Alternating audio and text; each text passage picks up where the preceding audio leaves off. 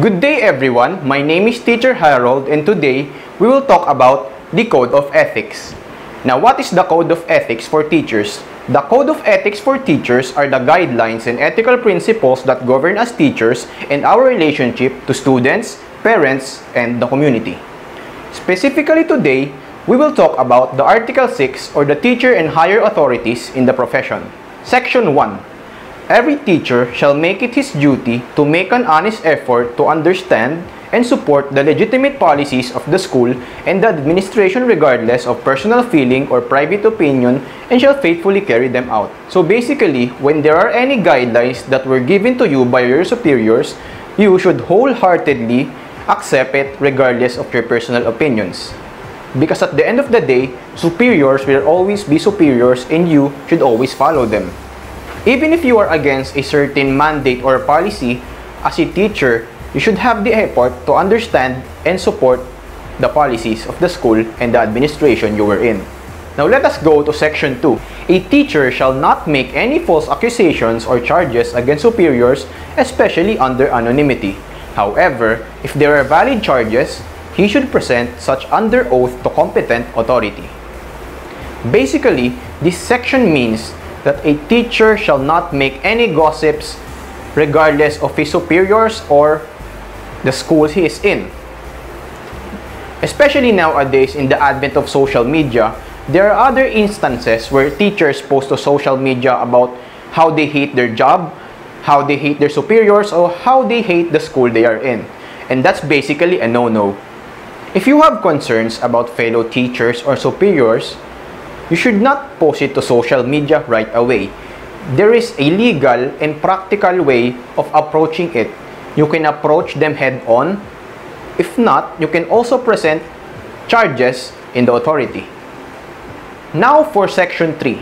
A teacher shall transact all official business through channels except when special conditions warrant a different procedure, such as when special conditions are advocated but are opposed by immediate superiors, in which case, the teacher shall appeal directly to the appropriate higher authority.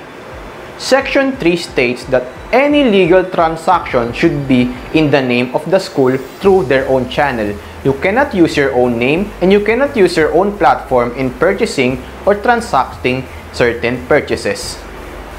If there are further concerns, a teacher shall directly appeal to higher authority, not decide on their own and not put the rules in their own hands.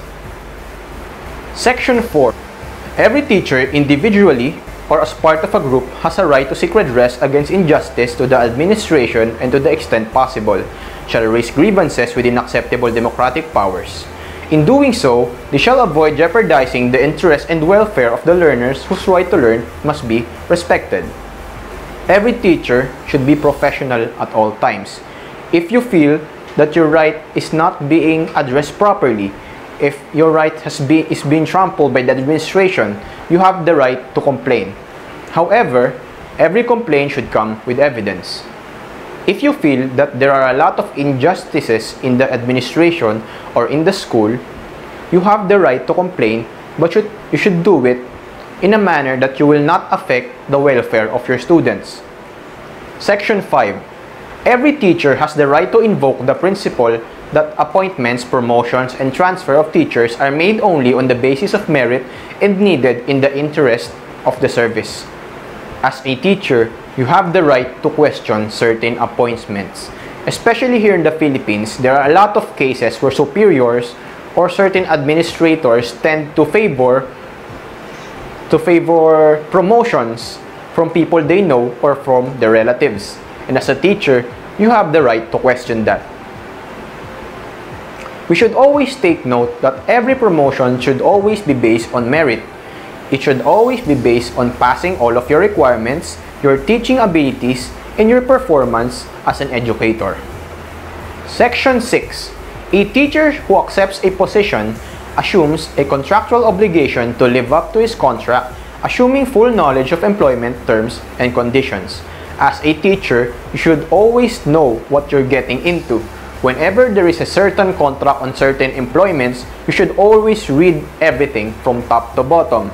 A teacher should always know what his contract is all about. He should know all the clauses and all the loopholes in it in order for him to not be taken advantage of.